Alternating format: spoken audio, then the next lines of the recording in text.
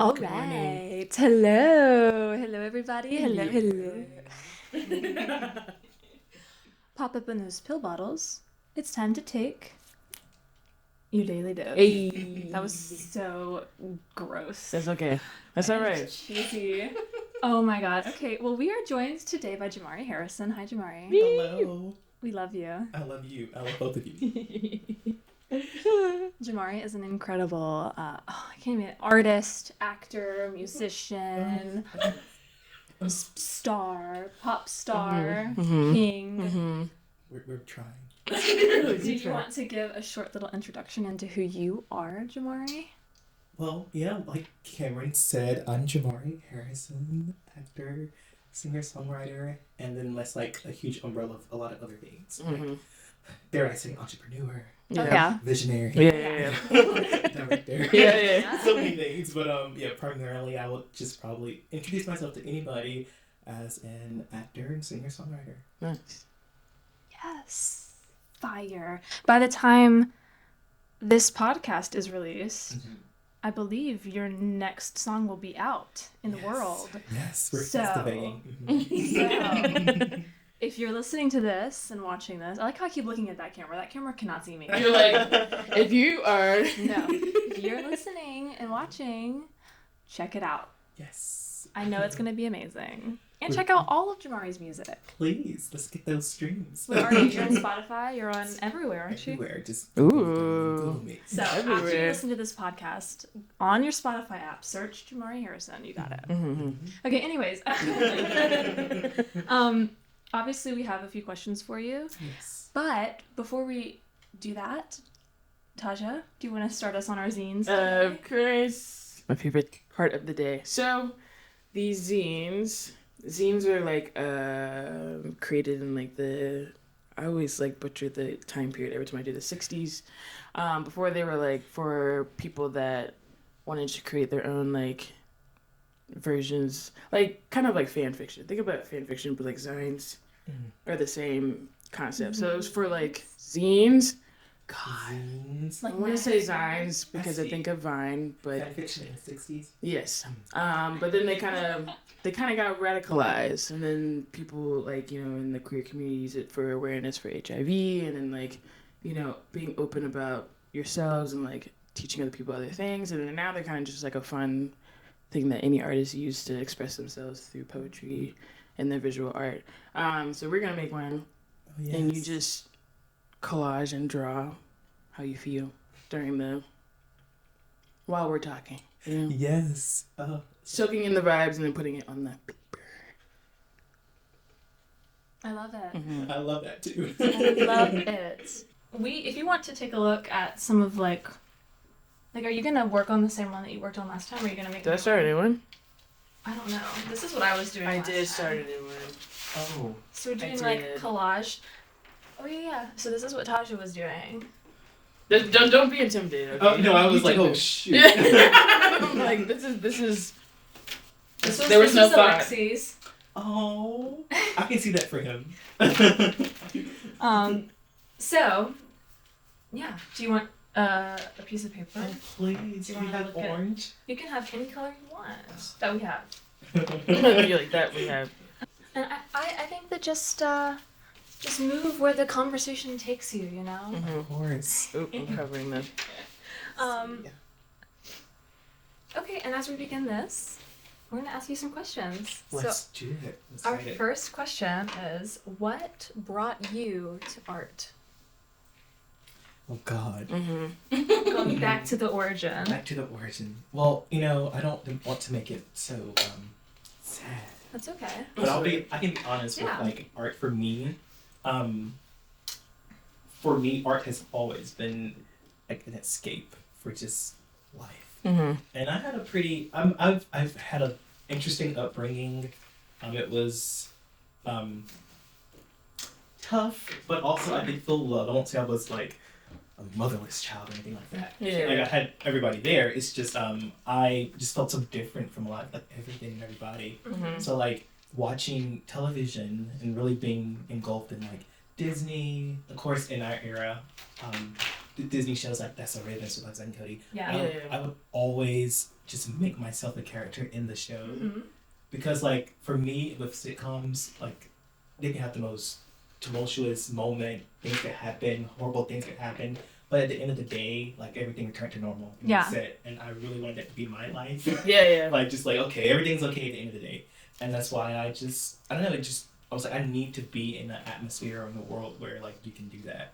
And before I even knew what it was, I just knew I wanted to be with those humans. So like every movie, every TV show, I crafted a character that was for me to be a part of. So I guess that really that answers the question. Yeah. With art, like, that was an escape for like just the world. Yeah. From the world. Absolutely. An escape. I think a lot of people can resonate with that too. Yeah, sure. And I still to this day look at it as an escape, and which is why I have a hard time with like serious pieces because I'm like, I need this to make me feel good. You know, if that makes any sense. Yeah. I mean, I understand they're needed and I understand the purpose for them, obviously. But it's just like, I'm like, oh, I want to be happy. I want to leave her smiling. You know? I often get criticized for my love of very sad, depressing art. Because I think that people are like, well, God, the world is already so disturbing and so messed up. Like, why do you want to watch something that... But I don't know, I feel like I like art that allows for a release of some of those emotions. For sure. And then like even, I don't know why I'm speaking as if all my songs are heartbreak. But literally, I write all my songs are like just sad, and I listen to like all the balladeers. Oh yeah. That's my thing. So I for sure agree with that. I think maybe visual art. I want it to make me happy. Like TV, film, theater. Music though, I am like you just manically depressed. Manically depressed. That's my theme. So then, what would you say your chosen craft is? You introduced yourself as everything. So. I would simply probably define it as storytelling. Honestly, that's what it is. Storytelling, because in all formats, that's what you're doing. Yep. Whether it be on stage, in front of a camera, recording, writing songs, you're just telling little snippets of stories. Stories. Yeah. So I would define what I do as storytelling and entertaining, hopefully. Entertaining. And I guess entertaining can mean more than just making people laugh and whatever. It's just, occupying space in their mind. That's entertainment, right? Yeah, right. Absolutely. Let's not think too hard about it. Yeah, I don't know what the actual, Webster's definition of entertaining or entertainment would be. Because you can look it up? Yeah. Because you look at it, is it a positive thing when you just say, I'm here to entertain? What does that even mean? Let's unpack that. Is it to make you feel happy, or is it to make you just feel something? Feel something. That's heavy. That's heavy. This says the action of providing or being provided with amusement or enjoyment. Okay. Oh, so it's positive. Yeah. It's supposed to be positive. Amusement or enjoyment. But... sometimes it's... We can revise that definition. Yeah. So storytelling. I love that. We talked a lot about storytelling. I think every artist has kind of come to that conclusion. Like storytelling. We're just storytellers. I think that's the thing that connects all artists, right? Like no matter what your craft is, no matter what your medium is, at the end of the day, that's what you're doing. Yeah. And it's like, it's for others. I know a lot of the time I hear people say, it's never about you. But I don't agree with that in terms of performing sometimes. Because sometimes it is about you and your healing and why you're telling it. So I heard that a lot in college sometimes. It was like, it's not about you. It should never be inward with it. But I'm like, sometimes y'all, this is therapeutic for me. And sharing that with others is a whole process. Right. It's not about the things. So then, in terms of your life and your art and what would you say your ambitions are as an artist? Ooh, all the heavy questions. Oh yeah, we go deep fast. What are my ambitions? God, I want to sound so happy, but everything I think of is like, This is also a mental health podcast, so it's okay if I get too deep. Yeah. It is what it is. Too deep. I think for me, I've always wanted to just create something to make me feel worthy of existing. Mm-hmm. Simply put, like a lot of times I didn't. I felt like I needed something to prove. I don't want to say prove myself, but definitely like against all odds, just have success. And obviously that means a lot of things because it could talk about like validation for one's own existence being one. Just having, money, lots of money. Just having an experience of community, meeting humans because I love just talking with people, hearing their stories and everything. So just pretty much ambition. I just want to connect, create, experience, and validation because So what is validation? Like what when you say you want to be successful, like what does success look like to you? Or validation or oh God, I don't want to sound like one of those people who are like, yeah, I just want to be famous. I mean, but I mean, because before I even knew what fame was, I knew what art was. I knew I wanted to be an actor before I knew that it was a job that people would recognize you as. I had no. I hate to say this, and I hate to like bring the K names into it, but I didn't know what fame was until I read about the Kardashians. Yeah, no, that is... Yeah. Like, I was like, oh, that's what fame is? That's what that is? Because I love singers, I love artists, but I didn't look at them as like, walking out on the street and like paparazzi. Yeah. Like, sunglasses, darling. Here we are. I mean, I love Mariah Carey, but like even looking at her, I was like, art first. Yeah. Art first. That's like the core, that's the essence, that's the foundation. But then I'm like, oh, you can, have lavish, and I love lavish. Like, come on now, you guys know. I love like darling, but honestly, just I think when people notice, even if it's just one person to say, hey, your art spoke to me, hey, this touched me, this made me feel something, that's validation in itself. And it took me a while to realize that it doesn't take the masses saying like, hey, you're so great, everybody loves you. That's not necessarily what you're doing it for. Some people are sure, and that's fine with them. But if I can just touch maybe one human and they say, hey, your song, I don't want to say go off and say save my life because you never know. Yeah. But like your song really made me feel something. That's powerful in itself. Like don't. Oh, it's heavy. Yeah, but it is heavy. But that's what I hope because that's what music did for me in terms of being a consumer. Because we're consumers first. Yeah. And definitely hearing some artists work, their stuff just made me feel something, and it took me out of deep dark places. Sometimes it made me feel happy and joy. So just touching someone and being in control of the human emotion. I have no idea what I'm drawing over here, but it's something. It's coming together. I love together. it. Do you want any magazines or anything? Are you? Sure, hand me something. Let's see what we got here. Okay, Dwell. Dwell? Very cute. Oh, we have lots of Dwell. So then, just on the journey that we're on, this question is exactly like the next question is basically what we've been talking about. But how would you say your art has influenced your mental health? Mental health. It's deep. It is.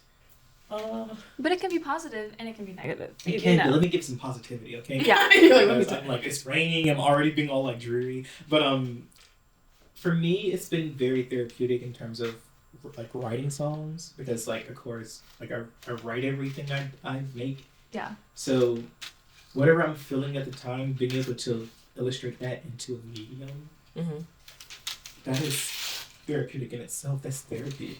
And even consuming art, I realized that I could probably invest in a therapist and get a lot of work done, but music has helped me a lot in just sustaining me and keeping me sane, and even creating because it's like an escape. Like you need that mental relief because just living every day is so hard. I think it's so interesting how you're referring to art in these like two different ways, right? Like an escape, but also a way to work through and to like So it's like you're escaping, but you're also At the same diving into it. It's a duality. Yeah. Like, I think one powerful thing I heard, and I'll say Dom, is the person who said this to me. Shout out Mr. Dominic Amenda. Love him. But he, like, you know how you can hear something and it's like, you always knew it to be true in your head, but hearing it said out loud or illustrated in a certain way, it makes you click. Yeah, it's like, light bulb yeah. thing. He said, like, two things can be true.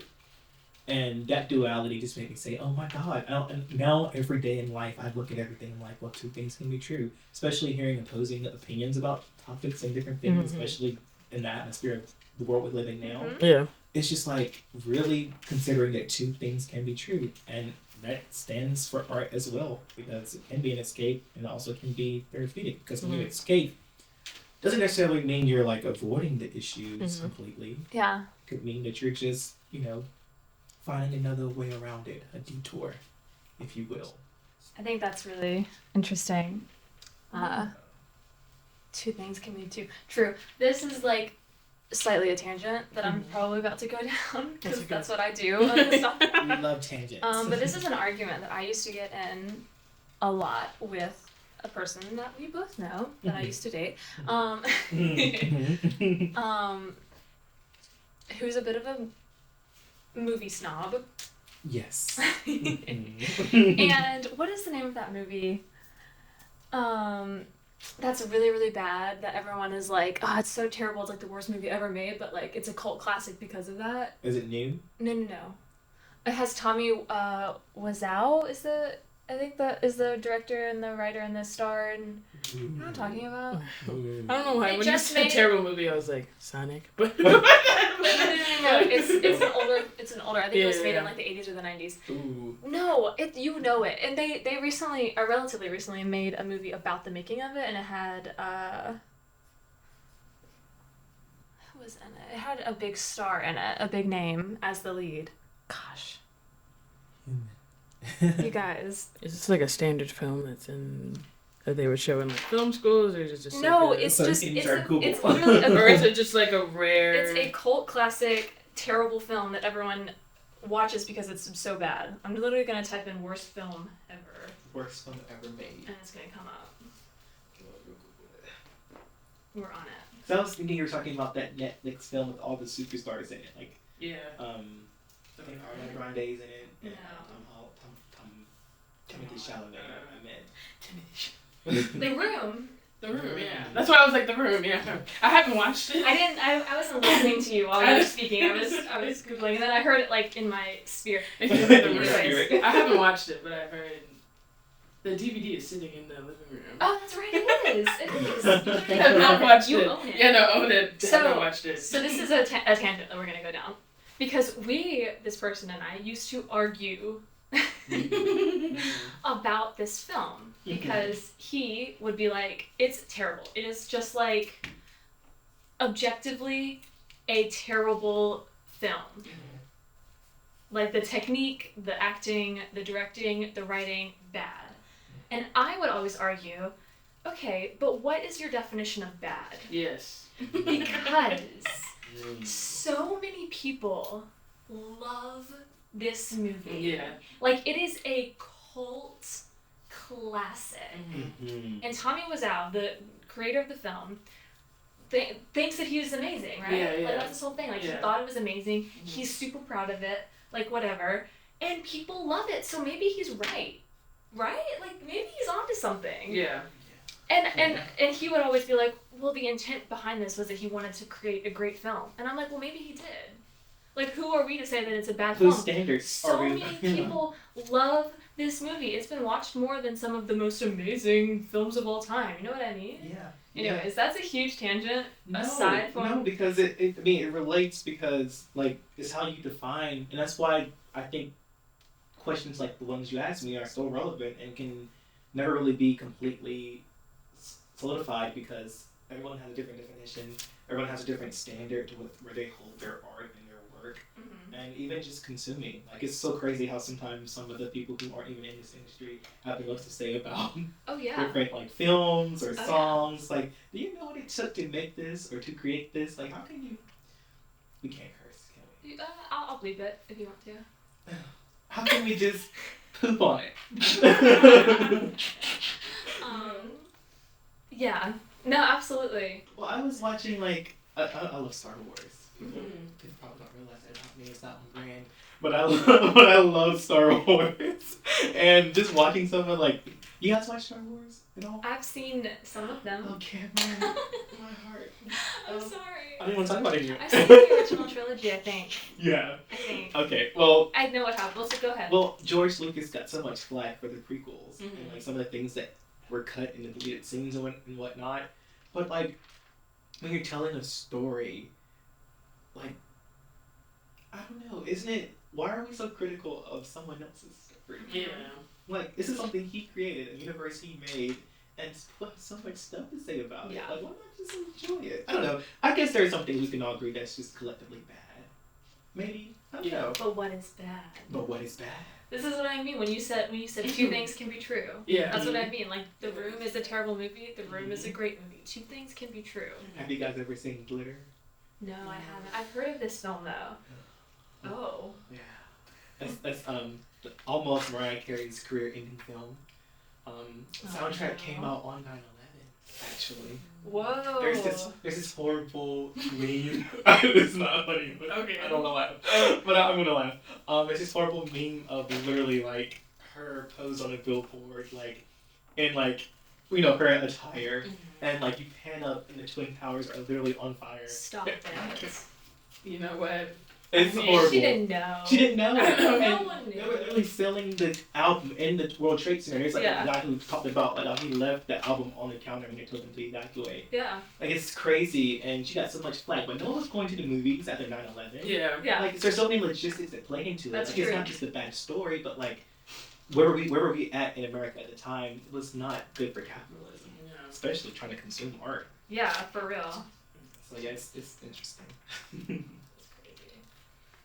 Well, to squash our tangent and get a little bit towards, I don't know what I'm doing. Are you watching me? Yeah. I don't know what I'm doing. I'm being very experimental right now. Yeah, but I had to attach it somehow. I'm gonna attach it like this. Yeah. I'm gonna move on to our next question. So, what brought you to Greensboro, Tri-Head area, and why are you still here? Well, obviously college is what got me here. And I'll tell you guys that for me, I go into tangents too. I love it. It's great. But I was so convinced as a teenager that I would not have to go to college. I would not be one of those stars that went to college. That I literally packed the day before because I was like, well, I guess I gotta go. You thought you were gonna get your big break. I was waiting any moment, any moment, mom, girl, we're not going. We're moving to LA. Literally. And then I was like, okay, well, I guess I'll apply. I have to go. Literally, our college, UNCG, was the only school I applied to because I was like, well, I guess I'll go somewhere. Really? Just in case, backup. And so I literally Googled where are some good, performing arts schools in North Carolina. And UNCG was definitely in the top 3. Yeah. I think maybe Elon was number 1. I don't know. I'm not sure. School of the Arts, Elon, yeah, and then probably UNCG. It's somewhere in there because we're awesome. Yeah. Amen. Go Spartans. Hallelujah. No, I Googled that and I was like, I'm gonna apply here. Got accepted. Great. And I had no notion of, I'm first-gen college student. Had no notion of what a HBCU was. Had no notion of what a PW. I'm just like, I thought we're just going to school. Yeah. I just did not know. Just ignorant to it all. I'm like, what is a BFA? What is a BA? I had no clue whatsoever. I was like, I just want to go and pursue theater or acting or whatever gets me into it. Yeah. And so that's what brought me here originally, and just going to school and whatever what's kept me here. I don't know. I think I just live in my own little bubble, if that makes any sense. My own little. This is cute. I like that. I live my own little bubble. Yeah, absolutely. Of creating. So I guess that's why I'm still here. I would love to I think I want to leave, but I'm also very terrified of living outside of North Carolina because I'm born and raised here. Yeah. So just even leaving just seems kind of oh and becoming an adult and doing all the adulting things. Like I will one day for sure, maybe very soon I'll be out of here. But I do think that Greensboro has a very underrated, like even the Triad area has a very underrated artist scene. I think so too. I agree with that completely. And the thing is, I wish I need to meet more humans and get involved more because like I can get some in my head and in my own little bubble. Like this is my art. I'm creating it for me and for everybody else who wants to hear it if you want to. But just sharing an experience, and I think college did that for us. It taught us a little bit about community and other artists. So like just creating and being comfortable has kept me here. But I dare I say I'll soon be maybe taking a leap of faith and going elsewhere. Because my agency represents me like pretty much in the southeast. It's just a nice place to be. Yeah, so anywhere in the southeast. So yeah, maybe LA one day. Who knows? That's the long-term goal though, is to have dual citizenship. Yes. In dare I say LA and New York. It's like U.S. citizenship, but right. But I also want to go to Paris. Eventually, I'm still studying French. But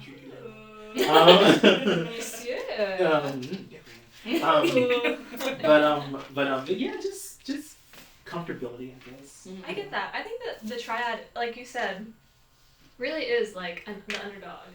But like, there's a lot going on here. So much underground stuff, and like, so many talented humans who do things together. Like, I want to get a load of that. I want to be a part of that. Like, I love Greensboro. I think I've made that very clear on this podcast. I'm a Greensboro girl.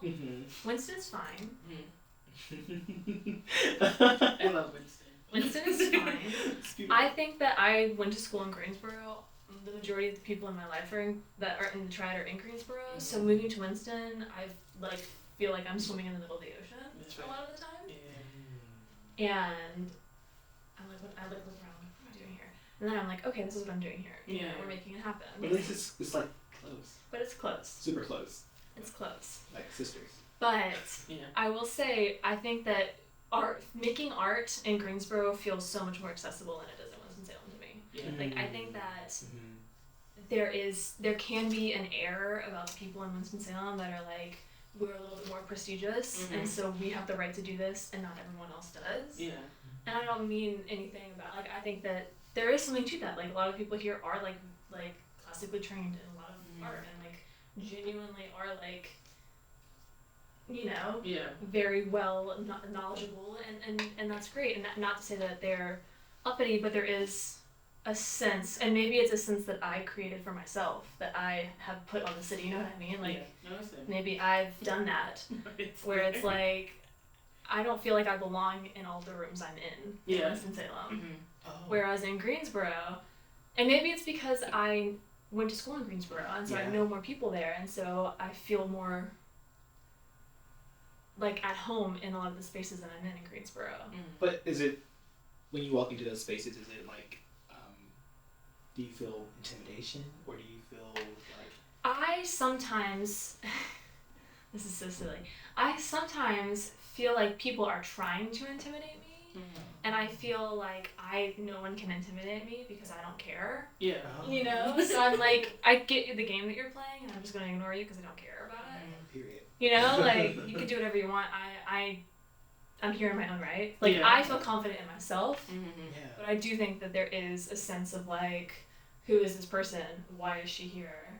What is she doing? What is she doing? You know? Oh, that's deep. And that's hard to, like, people, not everybody can do this. I'll just say that very bluntly. Like, not everybody can, and that's why a lot of people don't. And that's why a lot of people quit. And I think that anybody who has that confidence in a good way, like not ego, just ambition, nerve, drive, and confidence, that is very, sustaining in this field. And I think, luckily for me, I mean, I have all the insecurities in the world, but like people just assume I'm so confident. I'm like, okay, girl, that's me. Yep. Okay. Yep. Here I am. But no, I think definitely owning your space, knowing who you are, knowing that you've trained to be here, that's powerful in itself, and nobody else can dictate that for you. Yeah. That's really strong. I agree. Winston is definitely the older sister of Greensboro. Older Like, sister. Winston's very classical, is very historical, has a very active older community within the arts, and there isn't anything for the younger community. But Greensboro is like all about, like, it doesn't matter your age, like, but it's mostly majority, you know, college, teenagers, mid, you know, 20s or probably 40s, like people doing art, and that's where that energy is like perfect. But Winston's kind of like, everybody wants to sit in a chair and they're like, I'm gonna watch this art. I'm like, no, you need to get out and do it. Oh, you need to do it with us, please. You're not gonna watch me do it. You're gonna do it too. God. That's the resistance that. Is it like a generational thing that maybe? I think so. Like, Winston is very money heavy. So there's a lot of people that love art and are retired here, and they have a lot of money. That makes sense. Yeah. And so, like, they just, you know, they have, like, their things they went to, like, opera and, you know, and then big shows and symphonies and things like that, which is totally fine. But I didn't realize that the Triad had so much money. Yes, it does. Like, literally, I saw an article yesterday about one of the richest men in Greensboro was on the cover of Forbes, assets worth like $2.9 billion. Yeah, I know. What? He has like that huge house in Greensboro. Yeah, I'm like, what? I live amongst this. Yeah. No one told me. Yeah. Like, what? And his stuff is in real estate, obviously, but it's like, I didn't know we had so much money around us. Yeah. And money is a big factor in how we consume and create art. Yes. Yeah, for real. Mm-hmm. Okay, well, guys, we're doing great. Yeah. Great. Yay. I'm gonna move into my topic for today. And when I started looking into this, I was wondering like why we haven't thought about this before. This topic. I was like, this is something that we could have discussed. What's the topic about? Over here with no thoughts. Anyway. So my first question that I just want to ask to the room, what do you think a definition, or how would you define the term self-care? Oy.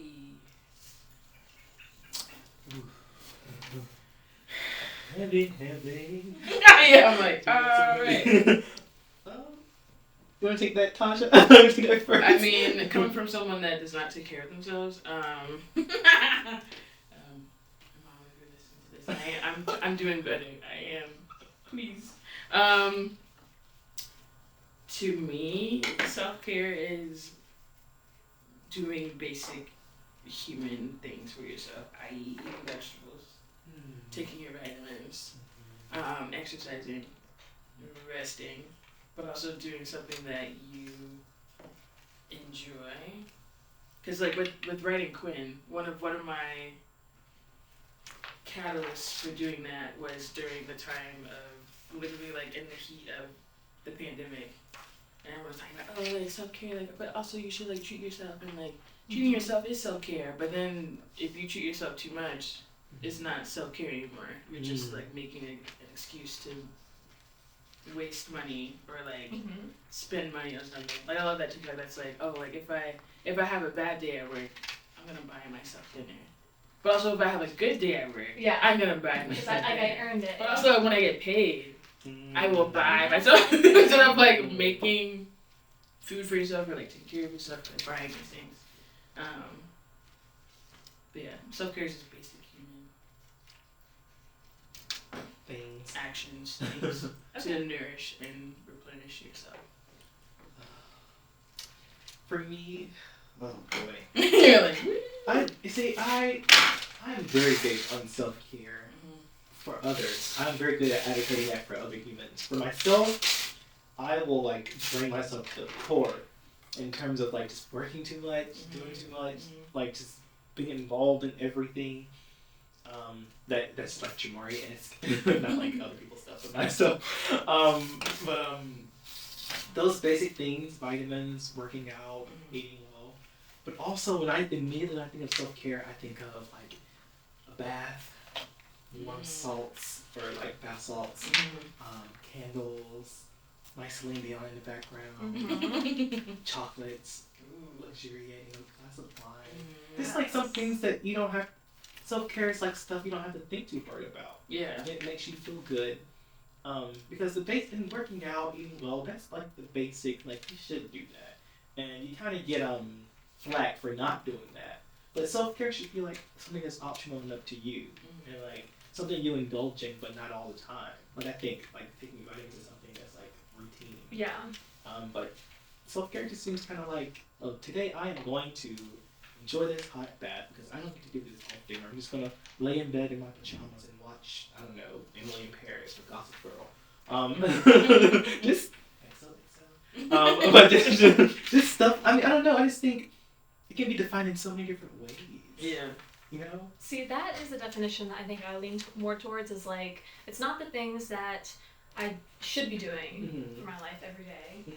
It's the things that are like, I need a release, or I need to drink some wine and take a bath. Like I'm on that level with you. I'm like, I need a glass of wine and something really cozy and like a really good movie or a TV show or whatever. The definition of self-care, which I think is interesting, there's two. So it's a noun. The practice of taking action to preserve or improve one's own health. The practice of taking an active role in protecting one's well-being and happiness, in particular during periods of stress. So pretty much something has to trigger your self-health moment. Right. Something needs to trigger that. So if there's something going on that is giving you stress or causing some, whatever. So I think that you think about, like exercise, for example. Exercise is something, or like moving your body. That's something that is just like healthy to do in your life that you should be doing. Yeah, for sure. But and I kind of get this. Like if you're feeling particularly stressed, like when I feel overwhelmed, I like to go for a walk. And that's like, yes, it's exercise, but I'm not doing that with the intention of like getting fit. I'm doing that because it's how I clear my head. I like to be outside. I like to breathe fresh air. I can just kind of walk and think through things or not think about things. I can listen to music, whatever. And in the act of doing that, I'm also exercising, right? Like doing something that is good for me. So, yeah. But is it different, do you think, do you think self-care could be, I don't know, because the duality of it all again. Like people say, you shouldn't really drink. Don't become an alcoholic, but like every now and then a glass of wine. Yeah. That's self-care, but is it like, how is that defined as? It's not like a health thing, it's more so a pleasure moment. But people have debates about it. Like people are like so proud of being, sobriety and all that good stuff. But it means something different for everyone. Yeah. I think that has a lot to do with how you as an individual interact with whatever that substance is that you're talking about, right? Like there you go. Like I know people that cannot drink, not because they're alcoholics, but because it doesn't make them feel good, or it makes them, or they get drunk way too fast. And, like it's just, and we've all had those nights, right? Where it's like I drank too much last night to the point that it wasn't even fun anymore. Like there's a very fast turn where it's like, this isn't even fun anymore. I'm not enjoying this. Yeah. We don't even have the desire to do it. Yeah. I'm very happy that I can quit things cold turkey. Like I never judge anyone for any addiction because I'm like, I don't know how that is. Yeah. We all have our vices or whatever, but like I can go for a while without drinking, and I'm like, I didn't desire alcohol at all during this period of time. Yeah. So like, I don't know. It's just, I guess it's like I said, it's just different. How you interact with that substance yourself is just different for everyone. That's why we should hold ourselves to such a standard. So I was interested in this topic of self-care because I think particularly in the time of like the pandemic, we saw a huge increase in a focus on that because it was like one of the most stressful things that like we've all been through as like a collective, right? And so I read this article called "A Critical Look at Self-Care Culture" by Sarah Fielding. And just something that she says. So she says, it can be undoubtedly positive, but we have to be careful not to co-opt self-care as a cure-all solution to our mental health problems. This is where the tough love comes in. Self-care pursued without awareness of your specific needs and future repercussions can cause emotional, financial, mental, and physical consequences. So that's kind of what you were just saying, right? Like, if you're in the mindset of like, I just need to relax, I'm gonna go get a drink, and then you get super trashed, and then you feel terrible the next day. Well, then the thing that you were trying to do, not really helping you out. right? Yeah. Or like the converse of that is like, you know, people getting really obsessed with exercising and fitness, and then they end up with like an eating disorder, or like, you know, or they've become so obsessed with how they look that me. So like, no, absolutely. I think that I have a tendency to go on that side too. Like if I get too crazy into fitness, I'm like, oh my god, I look so good. I just shouldn't eat right now, you know? Like, and then it's like, oh. That's me. I was on a very strict. The holidays I let up a little bit, but like a very strict diet. Like I'm a type 1 diabetic too, so I had to be very careful about it. But I'll eat 1 meal a day, and it's usually just like a salad, and I'm like done. Because I'm like, Jermare, got on the scale. So like stuff like that can be it can be bad. Yeah. You know, but I know someone who's super into fitness right now. But I think what that really says is why. Why are you doing this? Do you know your why? Because if you don't know your why, it could lead to, like it was saying, it could lead to something that's not good for you financially, mental, physical. It's just not good. So why are you doing it? And what's the end goal? And like, what is this gonna fulfill you with? You know? Yeah, absolutely. I think that that's a great point of view. Like if you have your purpose in mind, it'll keep you grounded. Your purpose in mind the entire time. Yeah, it'll keep you grounded in what you're doing. Absolutely. So just some other takeaways that I had from kind of looking into this.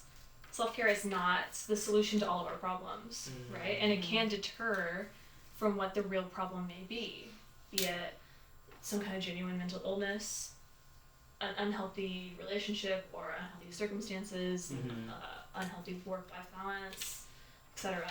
Like by trying to, I'm going to take a bath tonight and that'll make me feel better, rather than, I worked 50 hours this week, I really need to work on my work-life balance. You know what I mean? Like rather than really sleep. rather than really getting to the root of the problem, we're sold these products and these ideas that are like, if you buy this candle, all your stress will go away. Literally smell it, and you're in nirvana. And I think that another important thing to keep in mind is that like self-care, at least in the way that it's marketed to us, it is still an industry and it's still out for profits, right? Like capitalism.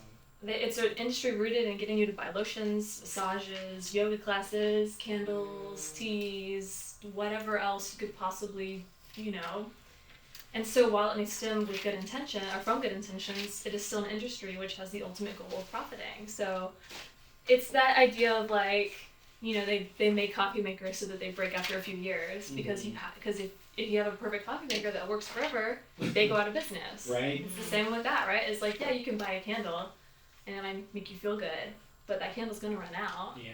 And you're gonna have to get another one. So is there such thing as self-care that doesn't burn out? Well, and I think that self-care is something that you have to be consistently doing, right? But I think that everyone has their own limit in terms of like what they're willing to do, right? Like, or what they're willing to, invest in their self-care, right? Like, if you're in a place where candles make you feel great, I'm using this candle, but if you love, my relationship with candles, forget about them. I buy a candle and I literally have 4 candles that I've had for 5 years that just go unburned. This decoration is a few of them were given to me as gifts, and it's so I didn't, but But if a candle makes you feel really good and you have the disposable income to buy a candle every few months, why not, go for it. my mom harps on me a little bit because she's like, you make your money, you work hard for your money. Like, why are you I don't think too hard about buying stuff and just buying stuff just for me. Yeah.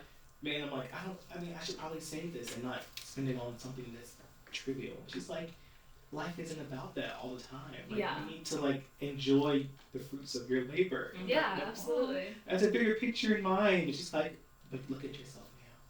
Look at the picture now. And if that's gonna make you happy, just go ahead and do it or buy it or experience it. Yeah. And it's like, like years go by and you just didn't take self-care into consideration. Yeah. Well, I think that there has to be a balance there, right? Like I absolutely agree. Saving money is awesome. Everyone should probably be doing that. Sometimes you can't, Yeah. Sometimes you can't. Sometimes you cannot. You can't always afford to save money. But oh wow. No, did you hear that? Yeah. Sometimes you can't always afford to save money. Yeah. Oh, Cameron. Look at you. But I also think that you should probably be trying to enjoy your life the best you can. know. And that's not to say spending. You can do things. You can enjoy your life without spending lots of money. And I'm not a financial advisor in any way. But I think there's balance there. And I think self-care also has balance. So I think that we see a world right now where people get really obsessed with something and they'll really go in and maybe the original intent was to better themselves or to help their health or make them feel good. But then they become so obsessed with this thing that it's they're not sleeping or they're not, whatever it is. They're not eating. Neglecting a part of their life that they shouldn't. Right. Ooh, so I think the balance has more to do with self-care than just one specific product or practice or whatever. Looking at the full picture. Yeah. Not just the things you do to actually, contribute to the self-care. Right.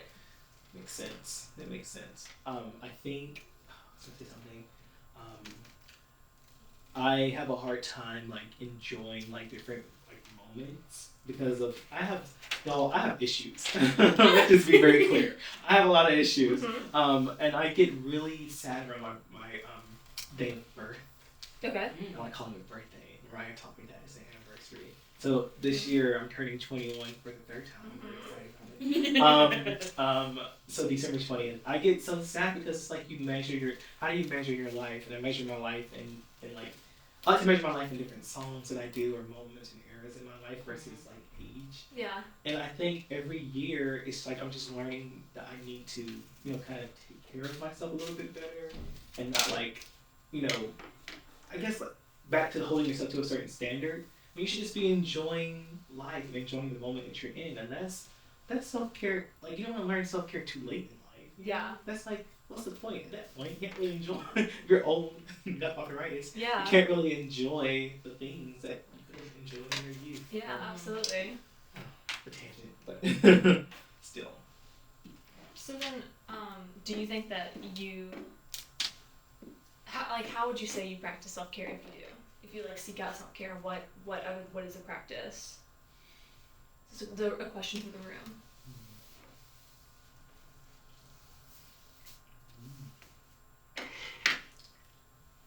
For me, I think creating art definitely is self-care for me.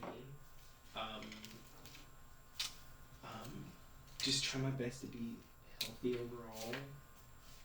Also, just spending time with others because I think people also don't realize. People like to put self-care under the umbrella of it's just a you activity, when I think that humans thrive on community too. Yeah, absolutely. So I think that even being involved or going out to a social event, that could be self-care because sometimes we neglect sometimes I haven't seen humans in a while, in parts of my life. I'm wow, especially during the pandemic. It was great sometimes just going back and seeing more people, more two people in a room about something. So I think for me just going out sometimes is self-care, doing the things taking a bath, movies, keeping that in practice. But then also I think I succeed in the self-care and I don't feel guilty about it after I finish doing it. Yeah, that's a good marker I would say is I don't regret this. It feels good. Taja?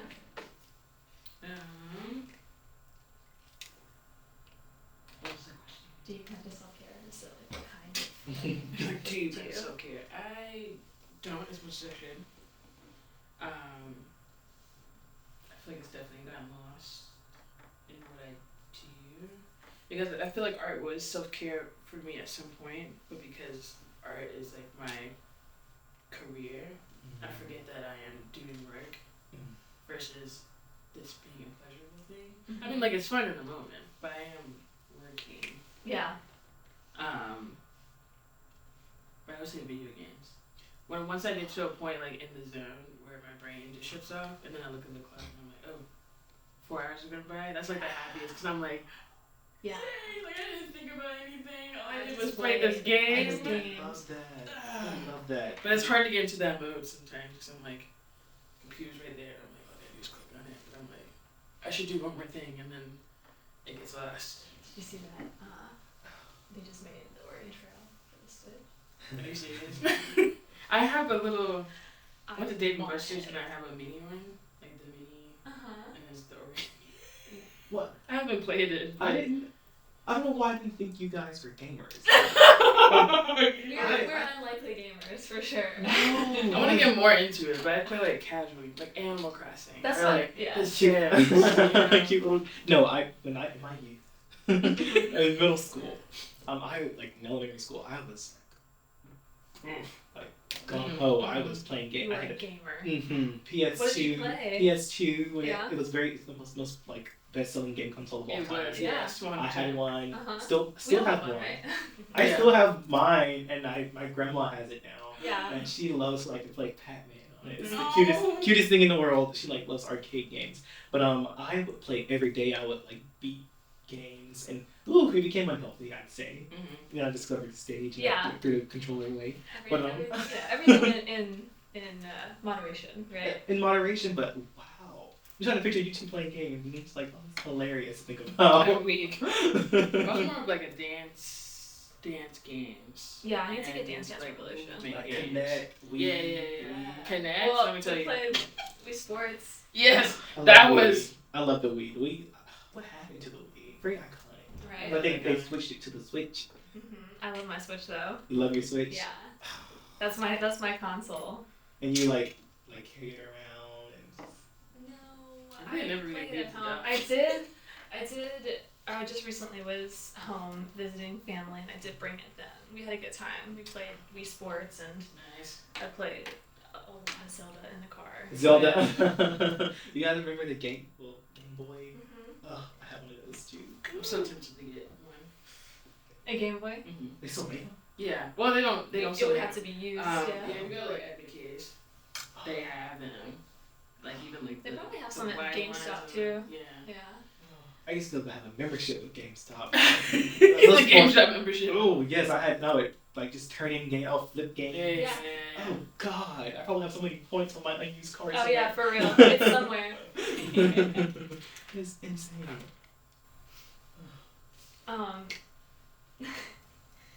Have you experienced? Sorry, I'm like jumping back into the self-care. Mhm. Have you experienced any major self-care failures? If so, what did you learn from those experiences? Like, what I mean by that is like trying something and it's just totally not working, or like you become addicted to something, or like. I think I'm going through that right now, honestly. Really? Like, it's working too much. Yeah. Yeah. Literally just working too much. And like you were saying earlier, Taja, like just art being self-care, being something that fulfills you, but it becomes like not so fun anymore when you do it too much and too often and you're too involved with everything. Yeah. I don't want to say I want to stop because this is what I love to do. This is whatever. Granted, I would do so much better if I had help. Yeah. Like a team. You can be high maintenance, but when you're maintaining it all the stuff. But so I mean, I would say that type of failure for sure. Or like there have been times where literally I'll get in the tub with the candles, with the slinky on, with the like the starlights, and I'm just like I sit down, I'm inside, and it's like this isn't what it feel like it's helping me right now. Yeah. So I'll like immediately drain out all the bubbles and like, I'll get out and like, it was a waste. Like, I'm so sorry, I took so much water. Yeah. But I'm like, I literally, I'll get out the tub in like 2 minutes. I'm like, this isn't it. And that's sometimes makes me feel so sad a little bit. But it's just, it doesn't feel good. Like, it just doesn't feel like. It's like what. Yeah, and I don't know how to like what do you do to figure out what it is, right? Like, is it more to do with the root of the problem? Like, I don't know. I have no idea. And then that word relax, like people have such an interesting relationship with the word relax. What does relax mean? Is that, I think that's a big thing in self-care. Do you feel relaxed? But are you relaxed in this moment? Yeah, but I do also think that there's something to like, people talk about you're working too much and so that's why you can't relax.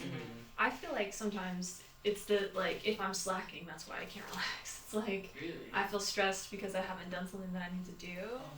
You know what I mean? Yes. And so it's like the self-care is not that I need to relax. I need to do this thing and then I can relax. But how do you circumvent that? Like I feel that because I'll lay in bed and like I can get rest tonight. But I'm like, oh, I should have did this, I could have did that. Yeah. Like I had so much on my to-do list and I'm like, I'll just do it tomorrow. But it's like you feel guilty the entire night. But there is also something of like I think that you have to really be able to let things go, right? And just like I remember when I was in high school, I was awesome in high school. I don't know like what You're brilliant. changed. Same, yeah. But I had this big mentality in high school because I did a lot of really hard classes and I had a lot of homework and like I also was taking dance classes and like doing theater and like all of that. So I was a very busy person and I really like came to the conclusion that I came to the conclusion with myself. I was like, look, I'm gonna do my homework until 11 o'clock and when I don't get done, I don't get done.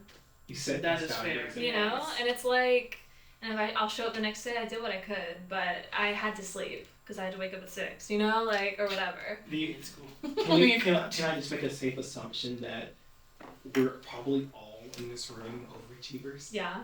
Yeah.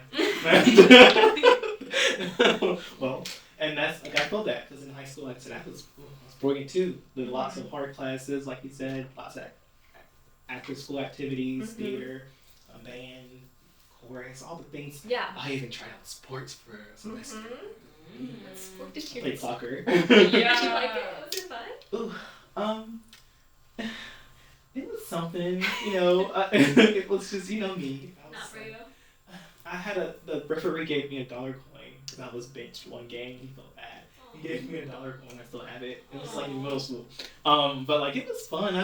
When I got better at it, it was fun. I was like, not for me. Yeah. Stage. But we did so much back then, and like I was very proud of my mentality because I was like I released my first song when I was like 16, turning 17, really getting into the business of it all, like trying to craft it out. But it's like people experience way much more, like child actors and stuff like that. Like they're probably crazy in the brain in terms of like in terms of self-care. Because you realize that self-care can be impacted by what you experienced in your youth. Oh yeah, absolutely. Like for sure, just growing up and going to school and going off to college and it becoming just about you. It's crazy just to think about. It's like all dawning on me in this moment as I hold this marker. I know. I keep thinking you're gonna draw on your face. Be careful, like. But no, like it's just wild. Like how much your childhood and your youth can impact how your relationship with like self-care and relaxation now. Absolutely. I will say on the subject of learning to like you said, like sitting up, you're about to go to sleep and you're thinking about all the things you could have done, like learning to like let go of things. Yeah. Because one of the big things that I think in college, what I thought was self-care for me, I meditated every day. We won't get into it. But no, but I remember Cameron was like, you were doing the thing. Yeah, I meditated for an hour every day. An hour? Yeah, I mean, I went to Mexico and meditated for like 4 days straight. Like it was just like a. And I think that like I won't get into this whole thing because it's a lot. But while I was doing that in college, I felt awesome. I was like, oh, I'm the best. Like I'm doing so good for myself. And come to find out, I think that experience had a lot of unhealthy connotations, and that community was unhealthy, and the practice of doing that was unhealthy. But I will say,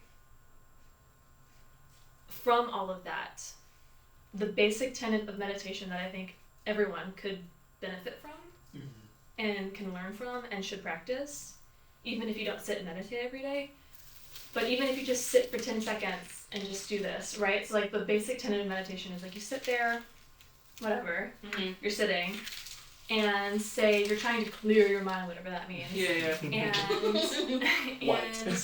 See white. yeah, just see clouds. and say a car honks outside and that distracts you. So the basic tenet of meditation, the practice that we strive for, is your mind is distracted by the honk, you notice it, you acknowledge it, and then you move past it.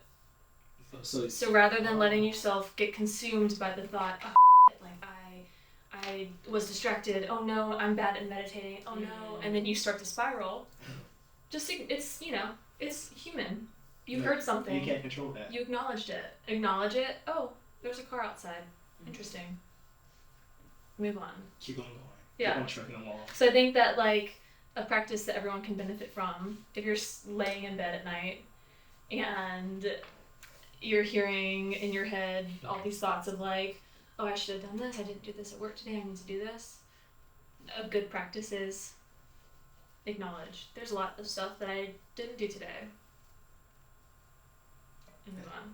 And that's okay. And it's okay. Acknowledge it. Don't, because I think that the attempts to, when we try too hard to not think about something, it makes it even harder. Yeah. So just acknowledge it. Like, yeah, this is on my mind. Okay. Exhale. Inhale. Go to bed. Do you guys think? And that's a lot harder to do in practice. Yeah. I don't want to act like it's easy. You all know I don't sleep.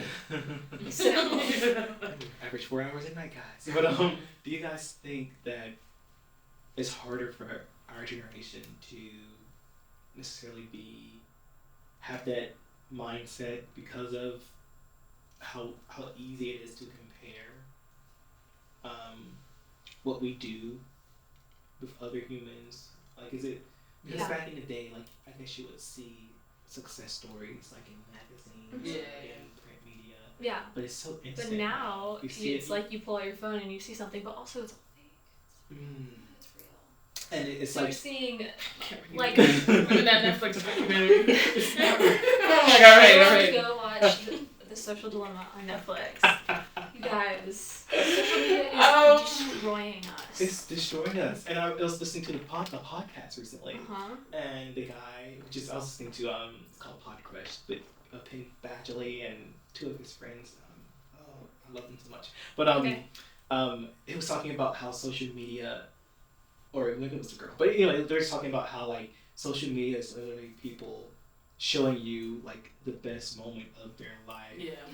Like just literally capturing the best moment. Even you looking back on those moments, you can almost forget about how hard it was to get to that point if you just only document the good things. Absolutely. And it's so like dangerous for us because you never know what people did to get to this point. You never know if it's really. If that's really how they're feeling, or right. how they're and that's not only is that the happiest moments of someone's life that they're documenting, it's the happiest moments of their day. You know what I mean? Yes. It's like I'm taking this snapshot of myself in a single second of a single day. Literally, and then like the and second this later. Is, and I'm filtering it. I'm filtering it. I'm writing a description. I'm doing everything I can to present this in the way that I want for the world to perceive it. And we all do it. It's not bad. It's not evil. It's not bad. We all do it. There's no harm intention behind it necessarily. But I think that when you look at social media, you need to be aware of that.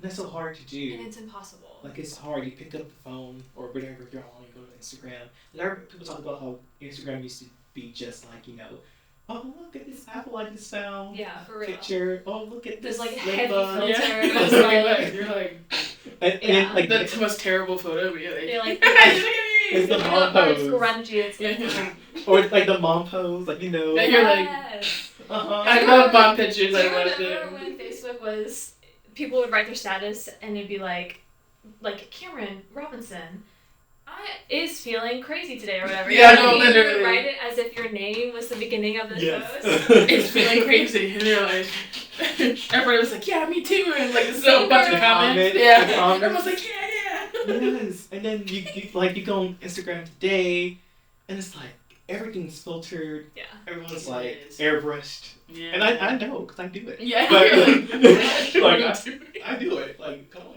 But it's so sad to me. Like, are we gonna ever get past that? And I think also the entertainment industry, as great as it is, it's not the best at showing, especially youth, that like, hey, you're a human. Mm-hmm. A lot of work got done to get to me being here and you seeing me like this in this atmosphere. Enjoy where you are right now. Like, you don't have to look a certain way. You don't have to be a certain way. You don't have to be a certain color, shape, size. It's just, God, I feel so bad because at least we kind of had like that before social media. Yeah, we did. did. People literally grow up with that. Yeah.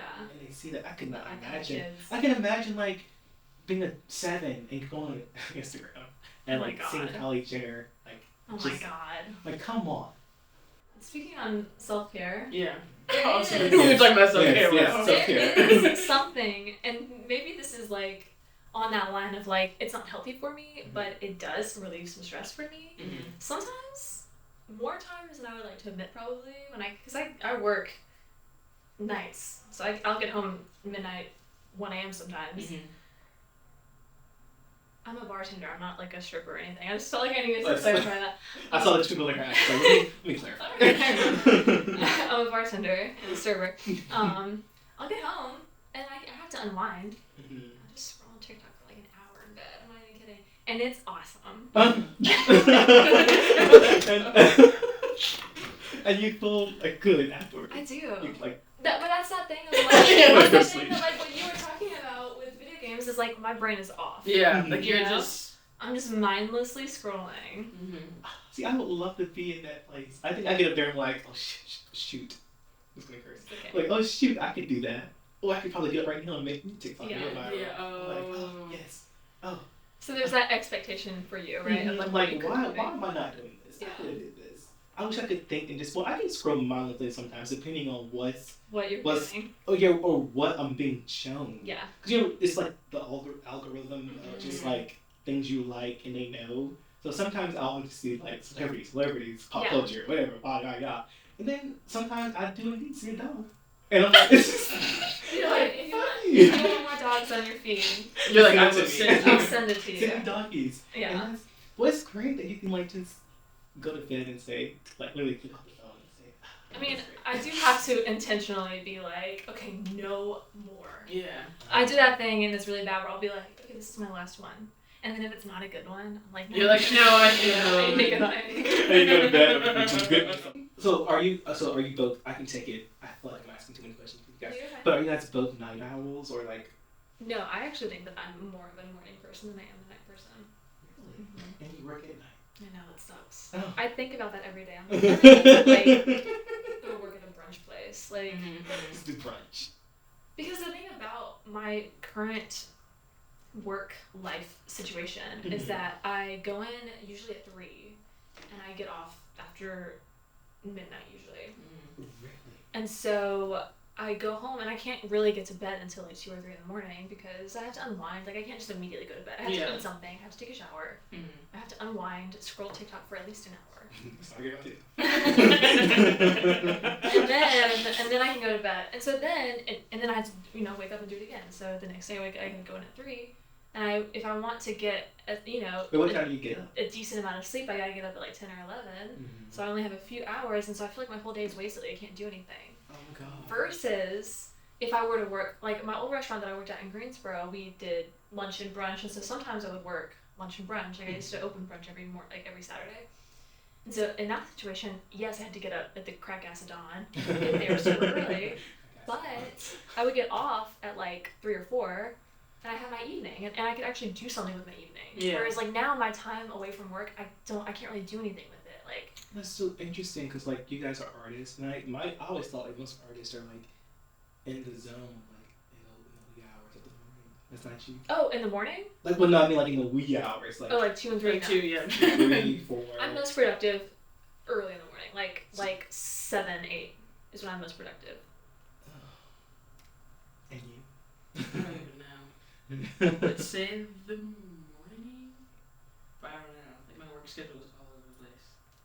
Because either I work late at night or I'm like there. Yeah, I mean my work schedule is not conducive to my art life, really. Yeah. Oh my god, and that's a whole conversation in itself because like that's my struggle. And like when I was working at the pharmacy all the time, it was mostly close a lot, and I would like have that time to like sleep in, but I would also be creating art at like 4 a.m. Yeah, I mean I do sometimes do like edit or work after work, but I always regret it because I'm like I'm so exhausted the next day. And like I always consider myself a night owl. I know I work a job that I can be there at 8. Yeah. So it's like I get up, and I have to get 2 hours in advance before I go anywhere because it takes a long time to get ready. Yeah. So like I'll wake up at 6 to get there at 8, and then I'm there from like 8 to 4 because I forego lunch so I can get home before it gets dark. But I have to get food, and I'm like, when is the self-care involved in this? Yeah. Like when do we get to do this? But I gotta do art. Like it's like God, if we could just make art our full-time job, it would be so much easier. It would. Get so much stuff. It's okay. so much stuff done. Oh my god, it's so weird talking to people who have the same experience. Because I haven't been around like artists in a very long time. I have like different nights of stuff like over the summer. I'll do like a gathering, but like I haven't been around artists just to talk about our mental health in a very long time. Yeah. And it's like interesting seeing how we all just do so much and function. Look at us, we're smiling. Look at those, no strings behind us now. Depends on the day and the week, and I will say, like being an artist and like having like a day job, even though it's a night job for me. There is something that like I think that it releases me from like being too stressed out about that job. Like it's kind of fun. Like I'll see my coworkers getting really stressed out about things and like getting really upset with like other people that we work with or whatever. And I'm like, this is my fun, like not my fun job. This is like my joke job. This is not that deep for me. Like this is not like I come here, I get people drunk, I go home. You know, like I am not like. This isn't me. Like, completely. This is not that deep. I can just chill, have a good time. I really like a lot of my coworkers, so we can just have fun. And I'm gonna go home and I don't care about this. And I care about it, but I don't care about it. You know what I mean? Oh God, that's me. That's totally me now with like my job and my boss. Even like coming here today, I was just like, I'm more than happy to be your place of employment while you pursue your dreams. So like whenever you have to go and do film and whatever, just tell me. Like that's so sweet. That's awesome. It's great. Oh my God, that's self care. Yeah. All of it circles back. It is insane. Oh. I miss artists. I miss like just being around people who we can just talk about like experience because it's a shared experience. Yeah. And there's so much more things, please. More things. Let's do more things. How's your thing going along, Taja? Pretty good. I kind of got stuck. That's okay. Okay, let's talk through it. Why are you stuck? Well, I mean, here's my Diet Coke can and I was gonna use these paint circles as like bubbles of some kind. Okay. But then they're like the color ones are kind of like on the edge, so now I'm like, okay. What do they say?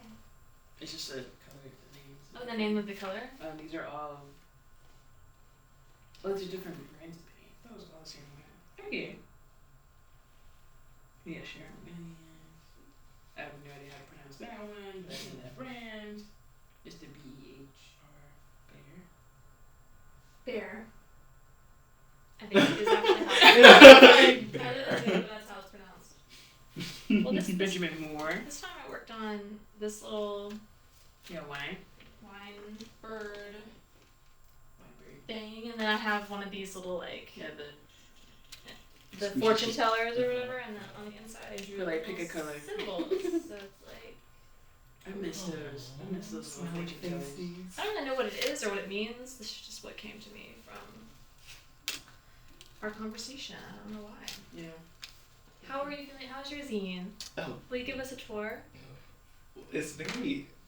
Looking at how sexual it is, I didn't mean for it to be that way. I did not. Like, I'm a prude, okay? I don't know how it turned out this way. Yeah, you really are prudes. I'm such a prude. Cameron knows I'm a prude. But Oh, Down. this is a chapter. last year I gave Queen a throne. Yeah. Her shoes stood out to me, so I gave her a throne, gave her a crown, and then like I somehow placed in her view a man. Look at her her eyes are. Her eyes are like and the down to earth just spoke to me because it was. I think whatever we're talking about in that moment when I found it, it was like, God, it feels so just comfortable here, just talking, and it just it doesn't relate to the sex, but it's just. Well, maybe it does. Maybe it Like it does not really explain it. I'm sure someone could explain it, but but like no, it was like this down to earth came about, and then I was thinking here, you guys watched like Game of Thrones, House of the Dragon, and stuff. Yeah, I was like, oh, this is my little throne. Yeah, I love it. That's awesome. I love the Throne of stars. Stars. I love it. So like yeah, it's not really anything important, but It's just what spoke to you in the moment. Yes. I think that's about how I feel. Mine. None of the things feel connected. Like it just respect you. It's all connected. That's all that matters. Well, I think that we're kind of coming to our end here, so that Cameron doesn't have to edit too much out of this podcast. But as we always do, I do want to shout out an event in the Triad area that's coming up, and actually I think that Taja should do it because you know more about it than I do. Oh. Amplify, which is a local music series at the Arts Council, which is hosted by Spencer Aubrey. who was a guest on this very podcast not too long ago. Nice, which is amazing and great. Mm-hmm. But every month they host a few local musicians and artists, and they perform in Reynolds Place Theater.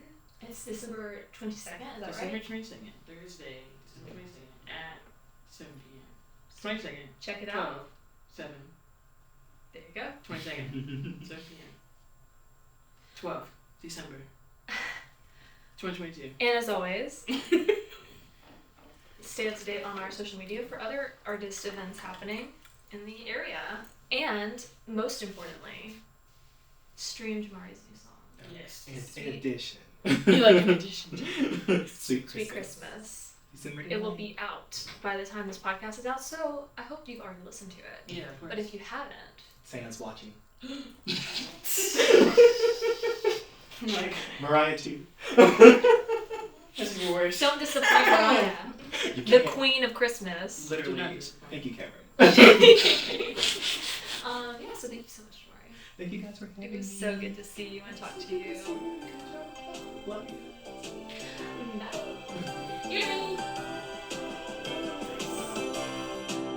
My favorite time of year.